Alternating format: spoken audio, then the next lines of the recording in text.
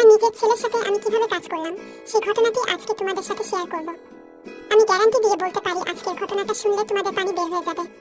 তো ঘটনাটি শুরু করার আগে তোমাদের কাছে আমার একটাই অনুরোধ, তোমরা যারা এখনো আমার চ্যানেলটি সাবস্ক্রাইব করো নাই তারা এখনই ভিডিওতে একটা লাইক দিয়ে আমার চ্যানেলটি সাবস্ক্রাইব করুন। তাহলে চলো আর দেরি না করে ঘটনাটি শুরু করি। আমার নাম ইয়াসেন, আমার বয়স এখন 40 বছর। এই 40 বছর বয়সে ও আমি আমার যৌবন ধরে রেখেছি। আমার স্বামী একটা রোড অ্যাক্সিডেন্টে মারা গেছে। আমার একটা ছেলে আছে, তার নাম রাজ। রাজ একটা সরকারি চাকরি করে, সে ঢাকা শহরে থাকে। আমার ছেলে মাঝে মাঝে ছুটিতে বাড়িতে আসে, এসে 2-3 দিন থেকে আবার চলে যায়। আমার ছেলে এখন বড় হয়েছে, আমাদের আর্থিক অবস্থা খুব খারাপ, আর তাছাড়া আমরা ভাড়া বাসায় থাকি, আর আমাদের একটাই রুম। আমার ছেলে যখন বাড়িতে আসে তখন আমাদের রাতে ঘুমাতে খুব প্রবলেম হয়। আমি এইসব কথা ভাবতেছিলাম, আর তখনই আমাদের প্রতিবেশী রাধিকা আমার বাসায় এলো। রাধিকা এসে আমাকে চিন্তিত দেখে বলল, কি ভাবছো ভাবি? এখন আমি তাকে বলল, আমাদের আর্থিক অবস্থার কথা ভাবছি, আমাদের একটাই রুম, আর আমার ছেলে যখন ছুটিতে বাড়িতে আসে তখন আমাদের থাকতে খুব প্রবলেম হয়। তখন সে আমাকে বলল, আরে প্রবলেমে কি আছে, এটা তো আরো ভালো হয়েছে তোমার জন্য। তোমার ছেলেটা কিন্তু খুব সুন্দর, এইরকম একটা বডি ফিগার সুন্দর স্মার্ট ছেলের সাথে এক রুমে এক বিছানায় ঘুমানোর সৌভাগ্য হচ্ছে তোমার। এমন সৌভাগ্য আর কয়জনের হয় বলো? তখন আমি তাকে বললাম, তুমি কথাটা খারাপ বলনি, কিন্তু আমার ছেলে তো এখন বড় হয়েছে, রাতে যদি কোনো দুর্ঘটনা ঘটে যায় তাহলে আমি আর মুখ দেখাবো কি করে বলো? তখন সে আমাকে বলল, আমার মাথায় একটা ভালো বুদ্ধি আছে। তুমি তো জানোই যে আমাদের টাকা পয়সার কোনো অভাব নাই, আর আমার অনামিকে দেখতে ও অনেক সুন্দরী। তার সাথে তোমার ছেলে বিয়ে দিলে তারা খুব ভালো থাকবে, আর তোমাদেরও কোনো প্রবলেম থাকবে না। তখন আমি ভেবে দেখলাম তাদের তো একটাই মেয়ে, আর তাছাড়া মেয়েটা ও অনেক ভালো, তার সাথে আমার ছেলের বিয়ে হলে তো তাদের সব সম্পত্তি আমার ছেলেরই হবে, তখন আমাদের আর কোনো অভাব থাকবে না। তখন আমি একটু লজ্জা পেয়ে বললাম, ওই কিছু না, তো তুই খেতে আয়। তারপর আমার ছেলে আমার পাশে এসে খেতে বসলো। কিন্তু আমি একটা জিনিস লক্ষ্য করলাম, আমার ছেলে ভাত খাচ্ছে ঠিকই, কিন্তু চোখ দিয়ে সে আমাকে খাচ্ছে, আমার দিকে সে অপলক দৃষ্টিতে তাকিয়ে আছে। তখন আমি তাকে বললাম, কি রে, আমার দিকে এইভাবে কি দেখছিস তুই? তখন আমার ছেলে আমাকে বলল, আম্মু তোমাকে অসম্ভব সুন্দরী লাগছে, তোমাকে দেখে মনে হচ্ছে তুমি 25 বছরের কুমারী মেয়ে। ছেলের মুখে এমন প্রশংসা শুনে আমি খুব খুশি হলাম। তাই শুক্রবার সকালে আমি খুব ভালো ভালো খাবার রান্না করলাম। তারপর আমি গোছল করে একটা সুন্দর শাড়ি পরে ছেলের জন্য অধীর আগ্রহে অপেক্ষা করতে লাগলাম। তারপর প্রায় দুপুর 12টার দিকে আমার ছেলে এসে কলিং বেল বাজালো। আমি সাথে সাথে গিয়ে দরজাটা খুললাম। দরজা খুলতেই দেখি আমার ছেলে রাত চলে এসেছে। তাকে দেখে আমি খুব খুশি হলাম। তখন আমার ছেলে আমাকে জড়িয়ে ধরলো। তখন আমি একটা অদ্ভুত সুখ অনুভব করলাম। তারপর আমি আমার ছেলেকে বললাম, দুপুর হয়ে গেছে, ব্যাগগুলো আমার কাছে দিয়ে তুই বাথরুমে গিয়ে গোসল করে আয়।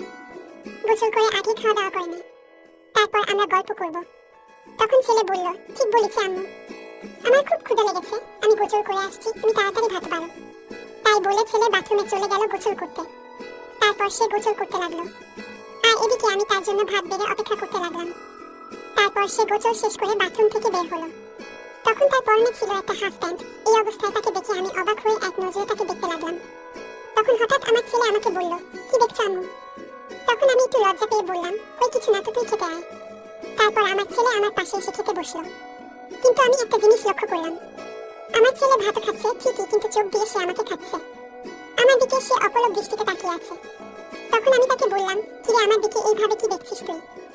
তখন আমার ছেলে আমাকে বলল, আম্মু তোমাকে অসম্ভব সুন্দরী লাগছে, তোমাকে দেখে মনে হচ্ছে তুমি 25 বছরের কুমারী মেয়ে। ছেলের মুখে এমন প্রশংসা শুনে আমি খুব খুশি হলাম। তখন আমি তাকে বললাম, হয়েছে, আর পান দিতে হবে না, তুই এখন মন দিয়ে ভাত খা। তারপর আমার ছেলে খাওয়া দাওয়া শেষ করে তার রুমে চলে গেল, আর এদিকে আমি সেই থালা বাসনগুলো রান্নাঘরে নিয়ে রাখলাম। তারপর আমি রুমে আসলাম। রুমে এসে এক এক করে আমার ছেলের ব্যাগ থেকে তার সব জামা কাপড় বের করতে লাগলাম, কিন্তু আমি দেখলাম সেগুলো সব পুরাতন কাপড়।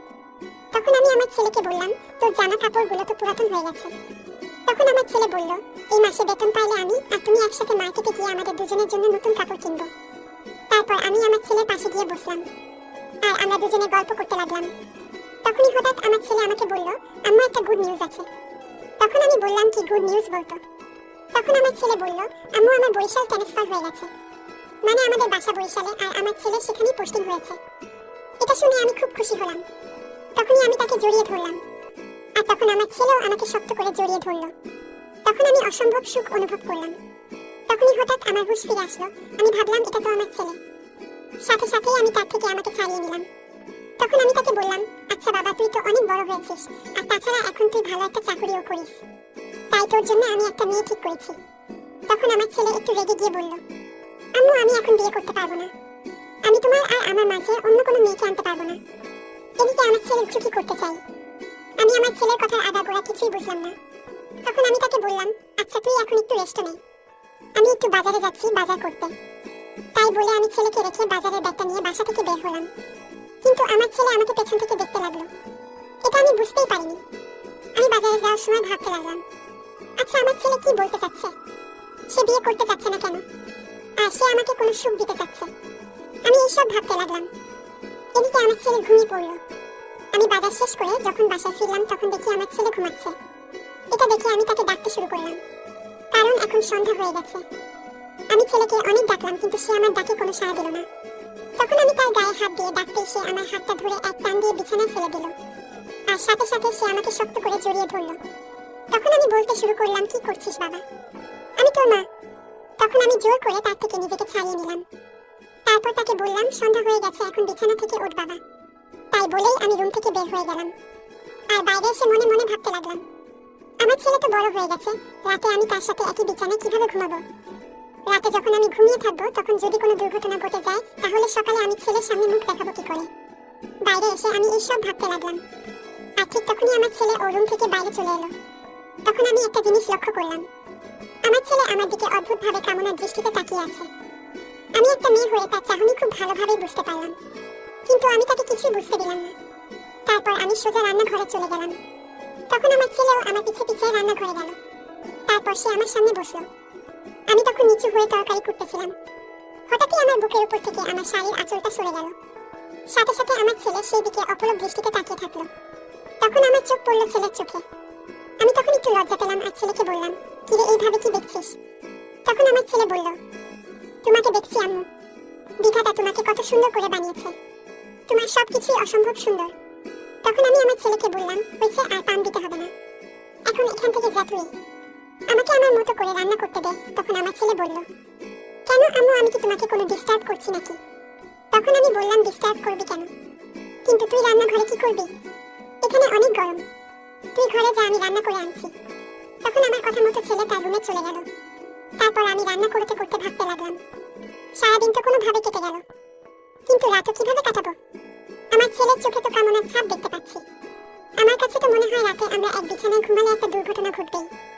এইসব ভাবতে ভাবতে আমি রান্না শেষ করলাম। তারপর ভাত বেড়ে আমার ছেলেকে খেতে ডাকলাম। তখন আমার ছেলে ও খেতে আসলো।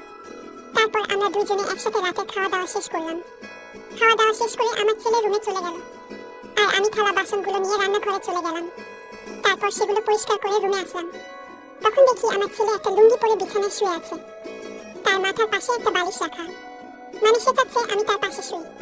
তখন আমি সেই নিয়ে চলে আসতে যাব, তখন আমার ছেলে আমার হাতটা ধরে বলল, কোথায় যাচ্ছ আম্মু? তখন আমি বললাম, বাবা তুই এখানে ঘুমা, আর আমি রান্নাঘরে গিয়ে ঘুমাচ্ছি। তখন আমার ছেলে একটু রেগে গিয়ে বলল, রান্নাঘরে কেন যাবে? তুমি রান্নাঘরে গেলে আমিও সেখানে যাব। তখন আমি দেখলাম এটা তো মহা যন্ত্রণা। আবার ছেলে লুঙ্গি পরে আছে, আর আমি একটা শাড়ি পরে আছি, আমার পরনে শাড়ি আর সায়া, এদিকে ছেলের পরনে লুঙ্গি। তার মানে রাতে ঘুমের ঘরে যে কোনো দুর্ঘটনা ঘটতে পারে। এদিকে ছেলে ও বায়না করে বসে আছে তার সাথে একই বিছানায় ঘুমাতে হবে। তখন আমি নিরুপায় হয়ে আমার ছেলেকে বললাম, আচ্ছা ঠিক আছে, আমি তোর পাশে ঘুমাচ্ছি, কিন্তু তার আগে তোকে এই লুঙ্গি খুলে প্যান্ট পরতে হবে। তখন আমার ছেলে বলল, আম্মু আমি তো প্যান্ট পরে ঘুমাতে পারি না। তখন আমি দেখলাম এটা তো মহা যন্ত্রণা।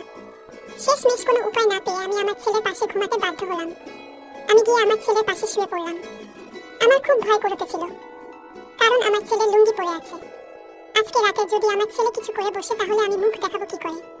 এইসব ভাবতে ভাবতে আমি কখন যে ঘুমিয়ে পড়েছি সেটা আমি নিজেও জানি না। তারপর মাঝ রাতে আমার বুকের উপর একটা চাপ অনুভব করলাম। তারপর আমি অনামিকার সাথে আমার ছেলে বিয়ে দিলাম। এখন তারা সুখে শান্তিতে সংসার করছে। তো বন্ধুরা, আমি আজকে ভিডিওতে বোঝাতে চেয়েছি স্বামী স্ত্রী ছাড়া অন্য কারোর সাথে মেলামেশা করা জঘন্যতম পাপ। দয়া করে আমার ছেলের মতো ভুল তোমরা কেউ করবে না। আমার ছেলে তো তার ভুল বুঝতে পেরেছে, তো তোমরা কেউ এমন কথা চিন্তা ও করবে না। আজকের মতো এখানেই শেষ করছি। ভালো থেকো সবাই।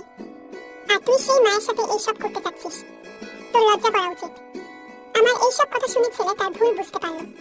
তখন সে কান্না করতে করতে আমাকে বলল, আম্মু আমার অনেক বড় ভুল হয়ে গেছে, তুমি আমাকে ক্ষমা করে দাও। তখন আমি বুঝতে পারলাম আমার ছেলে মন থেকে ক্ষমা চাচ্ছে। তাই আমিও তাকে ক্ষমা করে দিলাম। তারপর তাকে আমি বললাম, তাহলে আমি রাধিকার মেয়ে অনামিকার সাথে তোর বিয়ের ব্যবস্থা করছি, তুই আর অমত করিস না বাবা। তখন আমার ছেলে বলল, দেখো আম্মু, তুমি যেটা ভালো মনে করো। তারপর আমি অনামিকার সাথে আমার ছেলে বিয়ে দিলাম। এখন তারা সুখে শান্তিতে সংসার করছে। তো বন্ধুরা, আমি আজকে ভিডিওতে বোঝাতে চেয়েছি স্বামী স্ত্রী ছাড়া অন্য কারোর সাথে মেলামেশা করা জঘন্যতম পাপ। দয়া করে আমার ছেলের মতো ভুল তোমরা কেউ করবে না।